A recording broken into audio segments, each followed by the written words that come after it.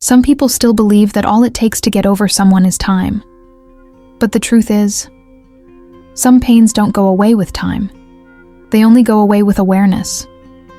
Detaching emotionally from someone isn't about erasing memories or pretending that nothing happened.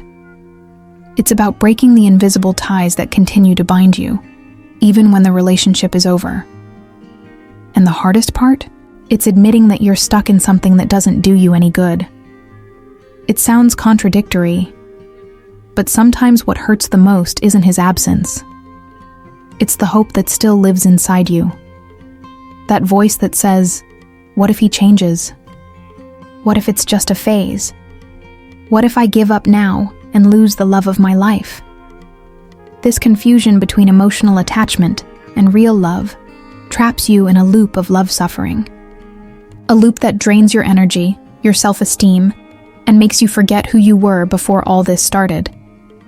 But there is a way, and it starts with an emotional click that turns the key inside you.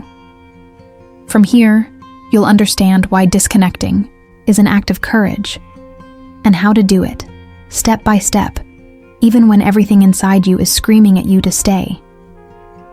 If you want freedom, clarity, and peace, this video is for you. Let's go together. She knew deep down that he would never change, but she still insisted on giving him one more chance, hoping for an emotional click that never came. And the truth, when it finally hits, hurts. It hurts because it destroys the castle she had built, herself stone by stone with expectations, excuses, and memories that looked like love, but were only crumbs. Shutting down emotionally isn't easy, but it's the first step to getting out of love pain. No, it's not about stopping loving overnight. It's about stopping begging for a kind of love that he doesn't know how to or doesn't want to offer. She needs to understand that accepting the end of a relationship is an act of emotional healing, not weakness. It's about having the courage to look yourself in the eye and say, I deserve better. And this requires a silent strength that many people don't have, but she does.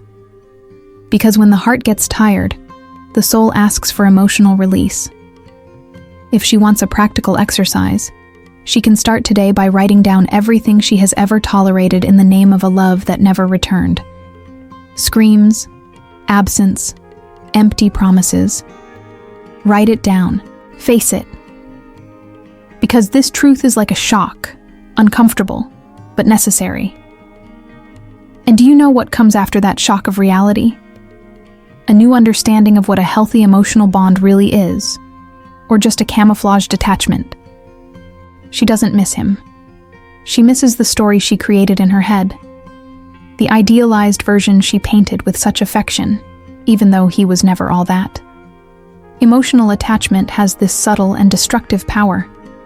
It traps a woman in the idea of what could have been, rather than what actually was. And this makes the end of the relationship seem more painful than it needs to be. Often, suffering in love is sustained by hope, a hope that has become an addiction. She doesn't want to lose him, but does she really have him? Or is his absence just taking up space? To break this cycle, it's essential to face the truth firmly. Emotional bonds built on fantasy don't sustain real love. They only prolong the pain of separation. And as long as she doesn't see that, she'll keep trying to cure an absence with her own absence. Want a practical way to start this breakup? She can list who he really is, not what she would like him to be. Separate facts from desires. For example, did he listen carefully to her? Was he there for her pain? Or did he only show up when it was convenient?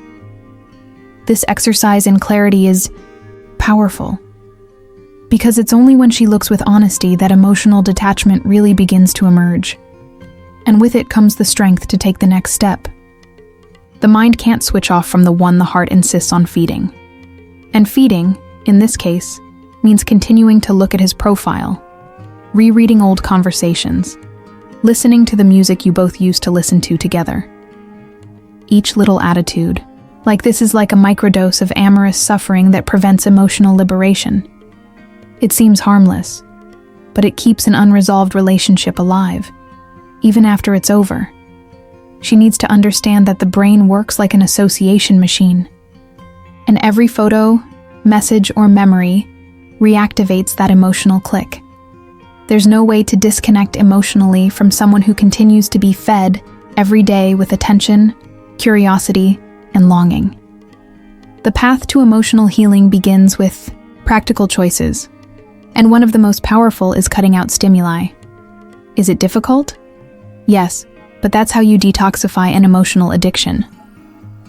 Want an immediate step? Silence or block him from social networks, archive conversations, remove visible reminders from the environment. Not as revenge, but as care. As a necessary detox to get out of toxic relationships and finally get back on track. When she removes what distracts her, the focus returns to who matters most, herself. And from there, a new energy begins to emerge. She spent so much time trying to fix someone that she forgot to take care of herself. In the midst of emotional dependency, anxiety about love, and the pain of separation, she took a backseat in her own life. But there is a turning point, when she understands that the same energy she used to insist on a frayed bond can be used to rebuild herself. And that, yes, is a kind of loving overcoming. Self-care isn't just a long bath and a face mask. It's listening to yourself again. It's realizing that the course she's been putting off deserves to be taken. That walk at the end of the day can be a ritual of coming home, into herself.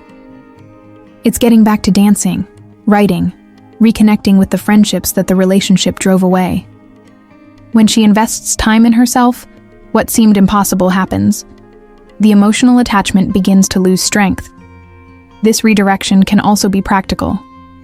How about starting the day by writing down 3 things you're grateful for? Or scheduling appointments with yourself? It may seem simple, but it's transformative. Because deep down, taking care of yourself like never before is an act of starting over. And when this self-love grows, what hurt before no longer hurts so much. Yes, it hurts, and there's no pretending it doesn't. But this pain has a name. It's the mourning of what she dreamed of living and didn't live. Many people try to run away from this phase, thinking that suffering in love needs distraction, not acceptance. But the real emotional switch-off doesn't happen in a bar with friends or with a new crush. It happens when she has the courage to look inside and feel. Feel everything. Cry over what's stuck. Let it out. The emotional click, the real one, happens when she realizes that she's not losing him. She's finding herself again. It's a tough moment because it requires her to let go of the last shackles of her unresolved relationship. But it's in this process that she begins to understand what emotional healing is. It's not forgetting overnight, but it's stopping negotiating your peace for crumbs of presents. It's understanding that loving someone should never mean giving up on yourself. During this mourning, it's worth writing letters that will never be sent, putting on music that makes you cry, talking to someone you trust.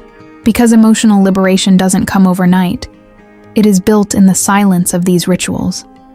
And it's in this silence that the heart begins to whisper, "You'll be fine." And what seemed like the end turns out to be the beginning, an open space for something much bigger than she imagined. Detaching emotionally from someone isn't easy, but it's not impossible either. What you do with this pain now is what defines your emotional healing.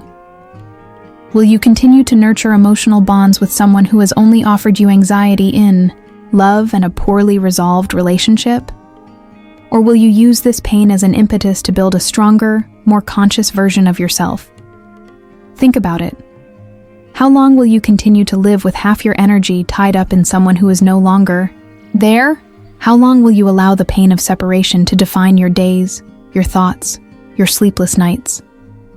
You deserve much more than a love that forces you to cancel yourself in order to exist. So, if this content made sense to you, comment below. Which of these lessons did you most need to hear today?